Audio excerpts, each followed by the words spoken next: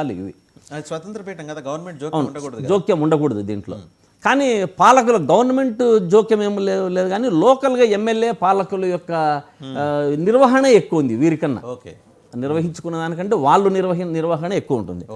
దీంతో ఇంకా రెండో అంశం మనము టెంకాయల అమ్మకానికి వస్తాం. ఈ టెంకాయలు అనేది పీఠానికి పోతుంది. దీన్ని గత ప్రభుత్వంలో దాదాపు సంవత్సరానికి 75 లక్షల రూపాయలు ఉన్నాయి.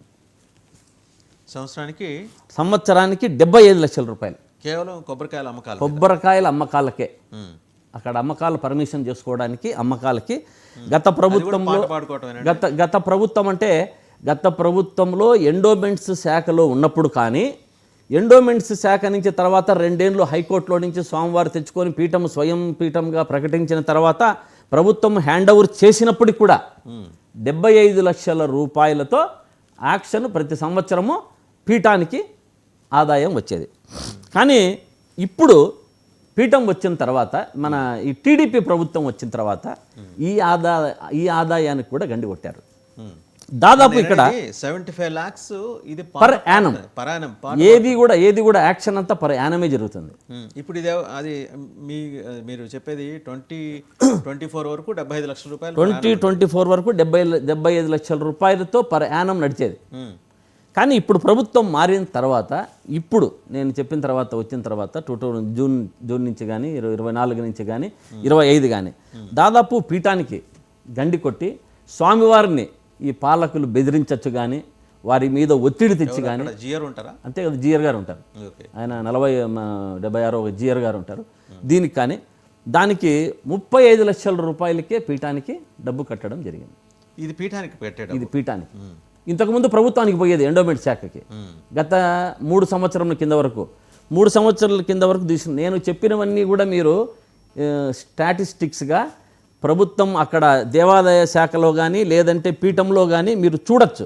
అంటే పోయి ఎవరు చూసుకున్నా కూడా ఈ యాక్యురేట్ ఫిగర్స్ అలానే ఉంటాయి, ఏదో వేగ్గా చెప్పడం జరగడం లేదు. గత ప్రభుత్వంలో టెంకాయల అమ్మకానికి సంవత్సరానికి 75 లక్షల రూపాయలు చెల్లించి వాళ్ళు టెంకాయలు అమ్ముకునేవారు, ఏలం తీసుకున్నవారు. కానీ ఈ ప్రభుత్వంలో ఎమ్మెల్యే అనుచరులు ఎమ్మెల్యే వారంతా కలిసి 35 లక్షల రూపాయలకే స్వామివారికి ఒత్తిడి తీసుకొని వచ్చి దాన్ని 35 లక్షలకే ఫిక్స్ చేయడం జరిగింది. అంటే ఇప్పుడు దాదాపు ఎంత స్ట్రైట్ అవే నరసింహస్వామికి 40 లక్షల రూపాయలకు గండి కొట్టారు.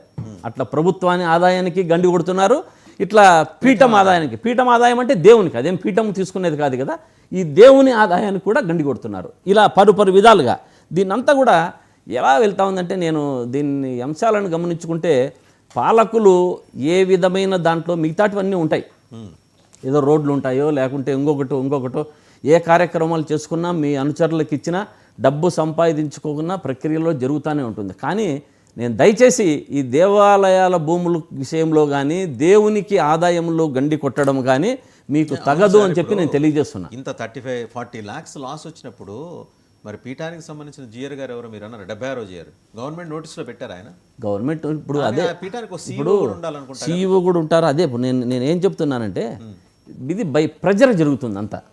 అంటే ఇప్పుడు పీఠం స్వామినికి ఇప్పుడు లోకల్ ఎమ్మెల్యే స్వామి ఇది నాకు కావాలా, నా మనుషులకు కావాలా, నేను తీసుకున్నాను అనుకో, ఆయన ఏం చెప్పగలడు? ఆయన తీసుకున్న 75 లక్షలు కట్టి 75 లక్షలు కట్టి తీసుకోవచ్చు. కానీ ఇది మరీ అన్యాయంగా 35 లక్షలకే హాఫ్ ఆఫ్ ది అమౌంట్కు గండి కొడుతూ వీళ్ళు దీంట్లో కూడా ఈ బీటాక్స్ పేరు మీద ఇంత దందుకోవడం అనేది చాలా బాధాకరమైన విషయం.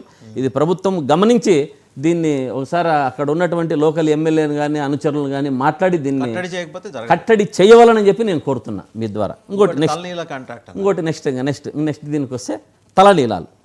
భక్తులు చాలా వారి మొక్కుబడితో మొక్కు తీర్చుకోవడానికి, స్వామి నాకు ఇన్ని కష్టాలు వచ్చినాయి, ఈ కష్టాలు తీర్చుకుంటే నేను వచ్చి తలనీలాలు ఇచ్చుకుంటాను అని చెప్పి వారు పాపము చాలా నిష్టగా ఉండి వచ్చి ఆ తలనీలాలు అమ్ముతారు.